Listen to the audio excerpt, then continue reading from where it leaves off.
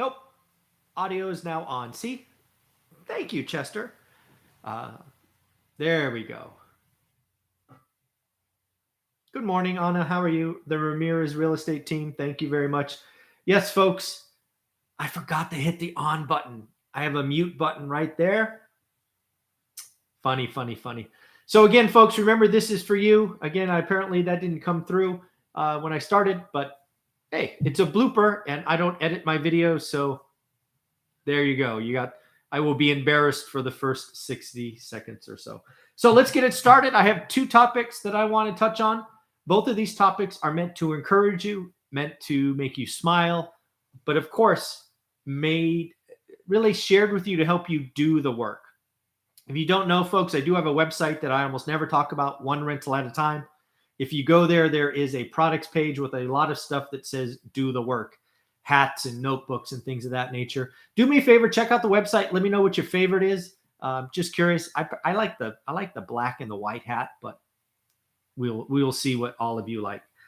So I've been doing a lot of research recently about millionaires. If you've been watching my channel, you know that I don't think calling yourself a millionaire should be the goal.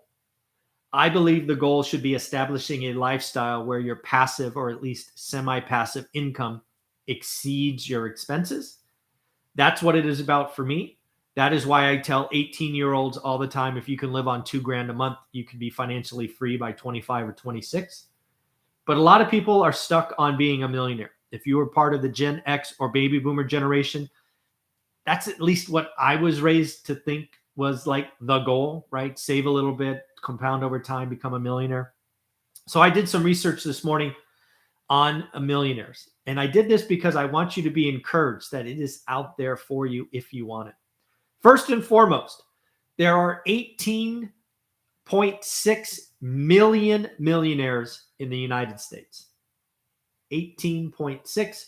That was a number I found in a Fidelity survey from 2019. Probably a little bit more now, but yes, 18.6 millionaires, 18.6 million millionaires, millionaires. Here's the deal. I want to know how many of them are self-made. Coming from nothing, being given nothing,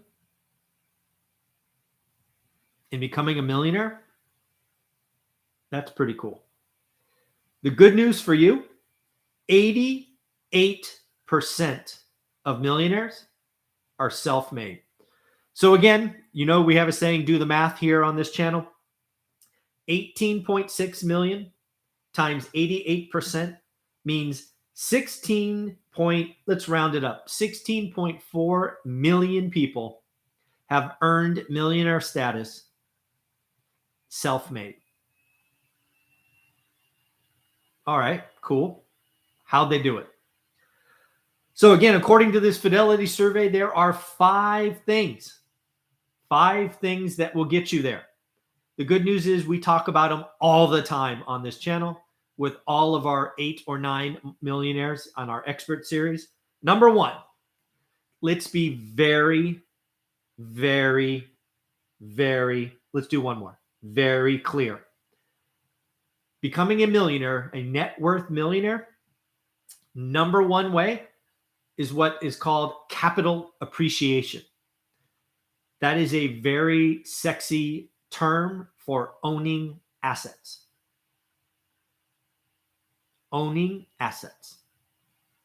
Owning assets for a long time. Have you heard us say time in the market versus time in the market? Owning assets. Oh, by the way, if those assets happen to appreciate and produce cash flow and have tax savings, you are on the right channel. Capital appreciation. Number two, these millionaires, self-made millionaires, which I include myself in, put action, work, dare I say, daily discipline behind their goals and dream. I continually look at my market every day now for 21 years because I'm not done. This is not a Saturday hobby for me. It shouldn't, becoming a millionaire should not be a weekend thing. It takes a lot of energy. Think about a rocket or a spaceship getting off the tarmac. Something like 80% or 90% of the fuel is used for that first inch or foot or whatever those rocket scientists say. I'm sorry, the first 3 to 5 years suck. And yes, that is a financial term. Suck. Get in, who cares? Get moving. Make a game of it. The lumberjack landlord who I talked to on Tuesdays talks about having a dollar menu at McDonald's as his prize for the week or the month. Think about that.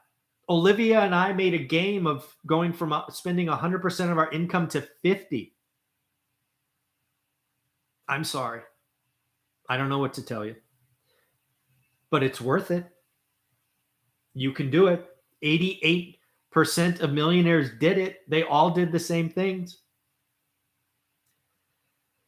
Next, they reached out to mentors. Now, this to me has, especially in the space that I'm in, yes, I have a course and all of that, so this makes me feel uneasy.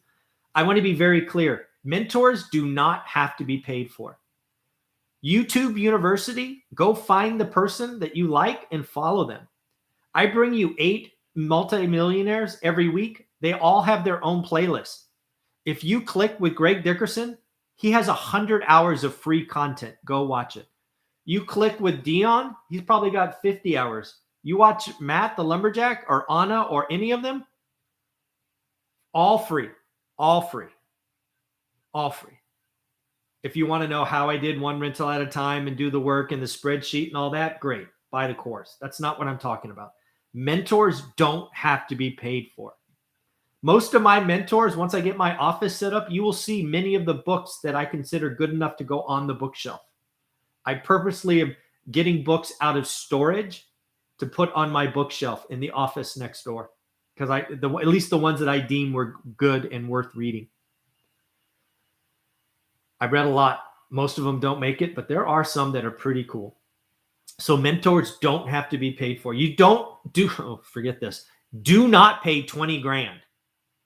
Most of you, writing that check means you can't buy a down payment.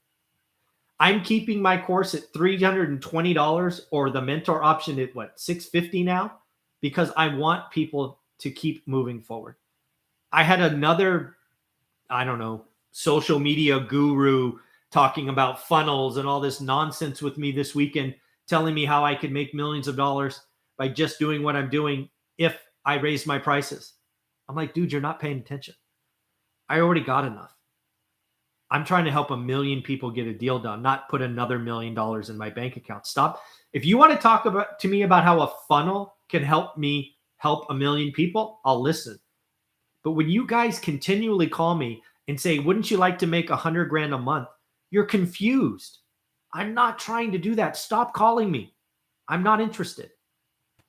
It's very odd. Like really big names are calling me, telling me this and that. It's not going to happen. So again, mentors. I suggest finding mentors that are free in the beginning, or find a book. Books are 15, 20, 30 bucks. That's how I did it. I never paid, until I was already free, I never spent more than $99 getting information. That's all I had. But I was willing to read books.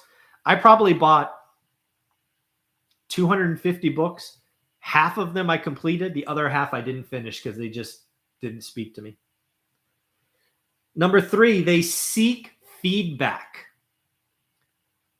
This is one thing that I am really proud of the private Facebook group that comes with my course, is now there's, I think, over 1,200 amazing individuals in there who are all positive, all doing the work. I've seen a lot of feedback. Being amongst a group that is very private, I am the only one that lets people in, and I will validate that you bought the course before I say yes. And if I don't see your name, like some of you have fake Facebook names, and then you buy in your real name, you're not getting in my course unless we talk, because your fake Facebook name is not what you registered the course in. So again, where I'm going with this is that private Facebook group, I'm going to keep very structured control over, because that's where the value is. That Facebook group is worth the price of the course by itself, in my opinion. But seeking feedback, let's be clear, seeking feedback from people who are doing it or doing the work. Don't talk to your best friend at the coffee shop who's smoking weed and playing video games about real estate. You're not going to get the feedback you want. You want to talk to somebody who's doing the work every day like you. Number 4, they are not afraid of failure. When I finally get that ORAT rules put up in my office here, remember the 7 rules? I think it's number 4. It might be number 5. Bad things happen. I don't know what to tell you. Bad things happen. Learn, move on. Learn, move on. And the final one, time.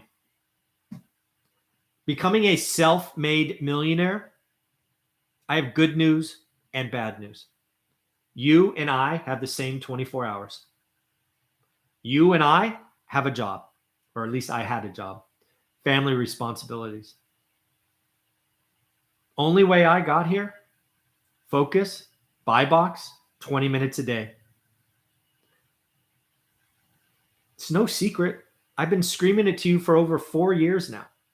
I have been out of the workforce for 4 years. One rental at a time is almost exactly 4 years old. I left my job, I think February 1st. Wow, God, it's 3 days away. It was either February 1st or February. I think it was February 2nd because February 1st was a Sunday, I think. I don't remember. It was like 1st or 2nd of February, 2018. One rental at a time is almost 4 years old. I just realized. That's pretty cool. Wow, that's pretty cool. Anyways, so time is your thing. I keep telling you, focus, daily discipline, build your spreadsheet, take 60 days, practice, practice, practice. Yeah, it's out there. You can argue, you can whine, you can cry, you can say it's not possible. It is possible.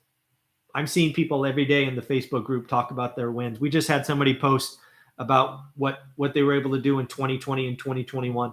It's amazing. Get the course, do the work, join the Facebook group. It's pretty cool. So I'm going to talk about Blackstone next because I think they are the best real estate investors out there. And I know there's a way you can copy and just repeat what Blackstone is doing. Not at the same scale, but who cares?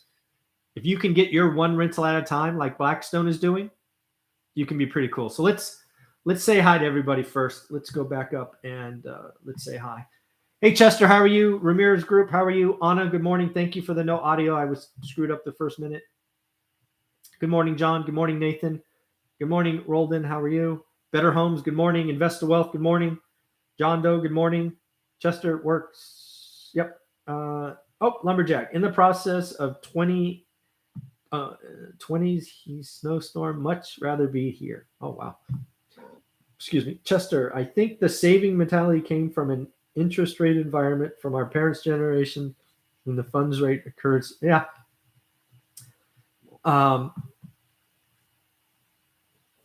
I believe if Jerome Powell is serious about inflation, he is going to have to take the funds rate, the short term, up to at least, if not more than inflation. The question is what's really inflation? There is certainly some transitory aspects, some supply chain aspects, but if you watch the channel, the wage inflation is real, and I think it's getting worse, not better. I don't think he has the stones, but we shall see. If you adjust 1 million from the 70s, you need 4 million now. Absolutely. Yeah, inflation is real. Dollar purchasing power, all of that. Again, being a millionaire is again, I don't know that that's the goal. It's about understanding your freedom money and making passive or semi-passive income above that for sure. Yeah, you need to own assets. 20 inches of snowstorm today. Ooh, have fun. That sounds cool. Yep. Zuber suit, Caroline. There you go. So if you don't know, 4 years ago, I had a wardrobe that was on point. We're talking crazy expensive nonsense, but that was built up over a 10-year sales career. I gave most of those away. I have a couple of sports coats left. I may bring them out occasionally since I have them. I might as well use them. Ears must have been itching. Welcome, Matt. Yep. Good morning, Mike. How are you? Snow Easter. That's funny. Prasanna, good morning. How are you? What are the top 5 real estate books for new real estate investors? Naturally, 2 books are in the top 5. That's nice. I'll never say my own books. I'm too modest for that. I will actually build that list. It'll be on my bookshelf. I'm going to do this from memory. Gary Keller's book, the blue and white one, I think it's called Real Estate Millionaires. There's a book by, I think it's Felix something. It's called Getting Rich. He's sitting on a throne. That's one of the books that's going to go on my shelf. I like Extreme Ownership. It's not really a real estate book, but it's how I've always operated. I've never blamed anybody else. It's one of the things that led to my sales career is I owned everything, even though maybe it wasn't mine, but I had to learn from it. I like Millionaire Next Door. It was the first book that introduced the idea of money to me. But yeah, you will see my list, my top list of books once I get the office put together. I bought a lot of BP books. Yeah, they're a publishing company. Bigger Pockets at this point has built a publishing house. They have built personalities that are out doing a lot of what bothers me about a lot of the Bigger Pockets personalities now is they're taking their reputation that they built on the platform and raising money basically not technically on the platform, but because of the platform. I think Bigger Pockets needs one rental at a time. They need somebody who's concerned about the little guy. I am not, nor will I ever have a fund. I think it's about people building confidence in themselves. I think there's a lot of people in Bigger Pockets that are using the reputation to be like a vacuum for money. And we'll see how they do in the next recession. I think it's easy to sell a burr from 2012 to 2020. We'll see what happens in the next flat market. I've never, I trust myself. I'll win and lose on myself. So that's what I teach and talk about. But yeah, Bigger Pockets needs some one rental at a time. Maybe Dion needs to be a weekly guest or have his weekly show or Lumberjack or somebody, but somebody that's in the mix with homes. They've gotten too big, in my opinion. I love the phrase "fail forward." Absolutely, yeah.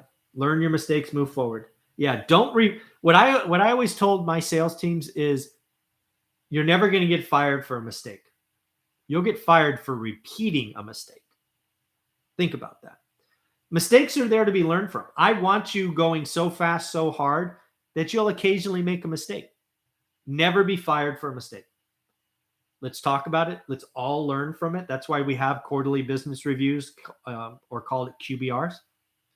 I celebrated mistakes in my meetings. You want to get on my bad side? Repeat a mistake. Yeah. Learn from mistakes and move forward. Yeah.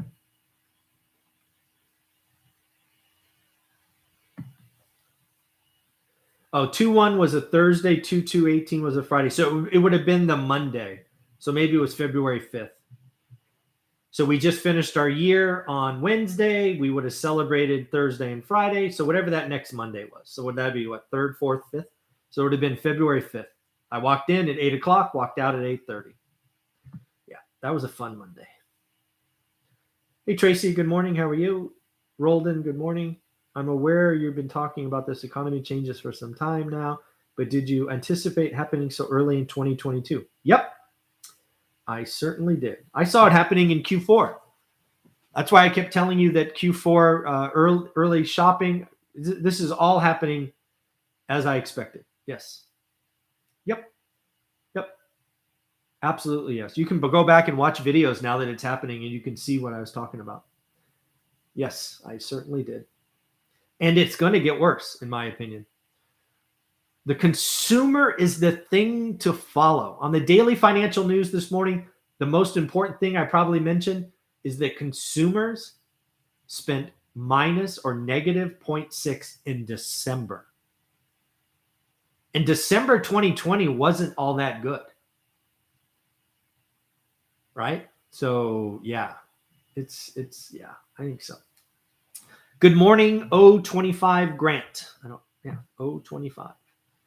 In addition to doing the work, what other 2 or 3 advices you have for anticipating opportunities for financial growth?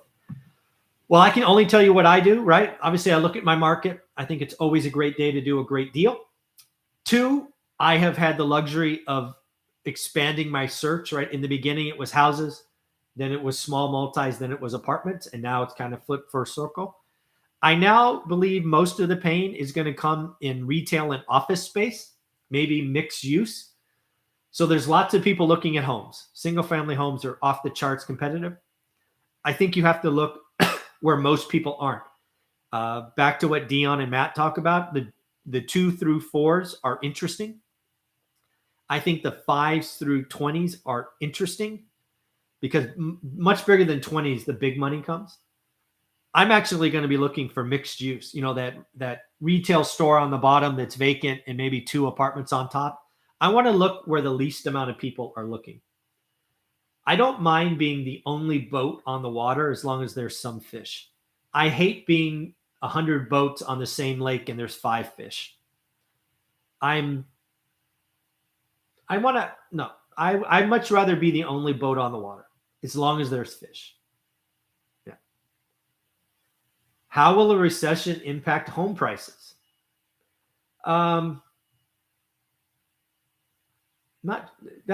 That's not how I would ask the question. I mean, I understand the question.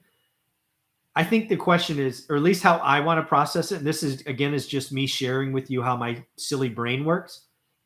How will a recession impact the consumer? I think that's the question.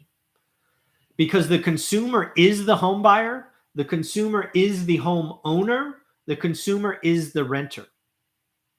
So how does a recession impact the consumer? I said a joke a long time ago that is very, very true. What is the difference between a recession and a depression? A recession is when your neighbor loses their job. A depression is when you lose your job. And I lived that as a teenager with my father being laid off for almost a year. Talk about hard times and struggle and food insecurity and all of that stuff. It's why I give to food banks today, is because of that era and that time that's still baggage I carry. So how does a recession impact the consumer? First, consumers get scared.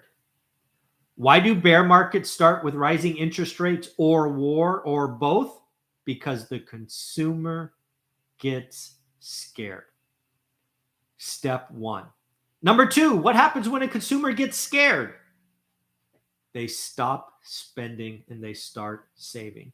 You want to go look at an exact example of this? Go back to March of 20 or maybe April of 20. The savings rate exploded. And just so you all know, it exploded before all the stimmy checks came out. I don't want to hear it. People were saving like crazy before the stimulus checks came. It got even more when the stimulus checks came, but consumers got scared, consumers saved. And thus, if consumers are saving, they are not spending. Next, what will happen is housing transactions will stall. You are not going to sign your largest purchase in an environment where you are scared. It just won't happen. So real estate transactions will fall. The question will be, how bad is the recession? How bad is job losses? Does the unemployment rate go from 3.9 to 5? If so, no big deal. That's nothing. Does it go from 3.9 to 7.5? That could be a problem. Does it go from 3.9 to 10? Now we got a problem, right? So there's lots of questions in there. Recessions, generally speaking, do not impact home prices. They impact home transactions. So that's how I look at it. Extreme Ownership by Jocko Willink is an amazing book. Yes, I actually got it autographed. One of the things that I want to do over the next 50 years is collect autographed books. So do me a favor. There's 3 that will be hard for me. 1, if you happen to know Grant Cardone or know where I can get a 10X book specifically autographed, I would love that. Of all of his books, which I've read 3 or 4, I like the 10X book. I want that one autographed. That would be cool. Rich Dad, Poor Dad, of course. I would love that autographed. And then Gary Keller. I would love that blue and white book autographed. I already have